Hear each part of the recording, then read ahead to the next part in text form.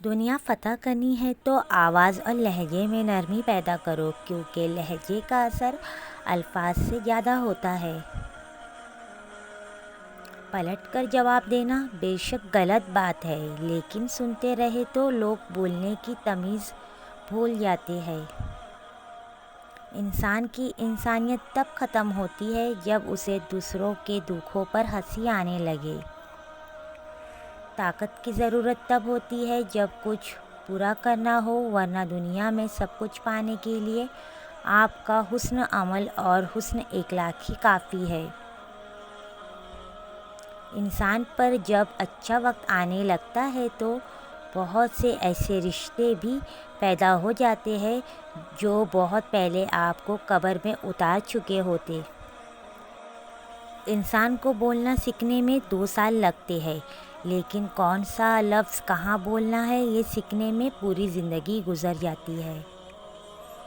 رشتوں کو ایسی خوبی سے نبھاؤ جیسے شہد کی مکھی پھولوں سے رس بھی لیتی ہے اور ان کا نقصان بھی نہیں ہونے دیتی۔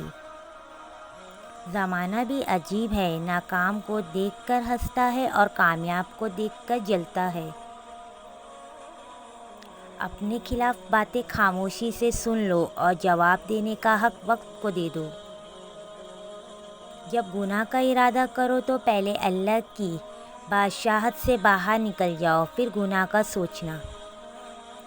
وقت اچھا ہو تو آپ کی غلطی بھی مذاق لگتی ہے، اور وقت خراب ہو تو مذاق بھی غلطی بن جاتی ہے۔ سب کچھ ٹوٹ جائے مگر وہ مان نہ ٹوٹے جو آپ نے کسی پر خود سے بھی زیادہ کیا ہو۔ اپنی زندگی میں ایسے لوگوں کو شامل کرو جو آئینہ اور سایہ بن کے ساتھ رہے، کیونکہ آئینہ جھوٹ نہیں بولتا اور سایہ ساتھ نہیں چھوڑتا۔ اچھے دوست کے ساتھ دھوکہ کرنا ایسے ہی ہے جیسے آپ نے ہیرا پھینک کر زمین سے پتھر اٹھا لیا ہو۔ جب لالچ کے بازار عام ہو جائے تو رشتوں کے شہر ویران ہو جاتے ہیں، چاہے رشتے خون کے ہو یا دوستی کے۔ رشتوں کو جوڑے رکھنے کے لیے کبھی اندھا، کبھی بہرا اور کبھی گونگا بھی ہونا پڑتا ہے۔ آپ کب صحیح تھے یہ کوئی نہیں یاد رکھتا، لیکن آپ کہاں غلط ہو یہ بات کوئی نہیں بھولتا۔ کچھ لوگ بھروسے کے لیے روتے ہیں، کچھ لوگ بھروسہ کر کے روتے ہیں۔ میں آہستہ چلتا ہوں مگر میں کبھی پیچھے کی جانب نہیں جاتا۔ جب بندہ یقین کے ساتھ یہ بات جان جائے گا میرا خدا مجھے دیکھ رہا ہے تو ہرگز ایسا کام نہیں کرے گا جس سے اس کو خدا کے سامنے قیامت کے دن شرمندہ ہونا پڑے۔